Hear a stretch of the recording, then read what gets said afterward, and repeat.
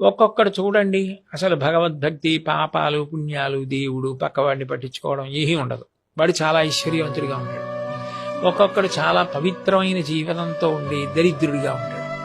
అప్పుడు సాధారణంగా ఏమంటారంటే, ఏమండి భగవంతుడు అన్నవాడు ఉంటే ఈయన ఇలా ఉండడం ఏంటి, ఆయన అలా ఉండడం ఏంటి? దీనికి జవాబు ఒక్కటే. సనాతన ధర్మంలో ప్రాణప్రదమైన సిద్ధాంతం ఏమిటంటే కర్మ సిద్ధాంతం.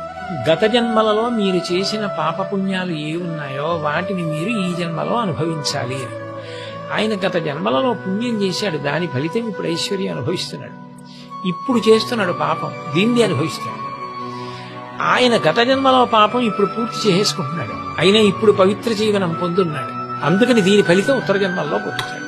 అప్పుడు ఆయనకి హెచ్చరిక, ఈయనకి భుజం మీద చెయ్యి పెట్టి అభినందించి అదే పవిత్ర మార్గంలో వెళ్ళడానికి తోడ్పాటు.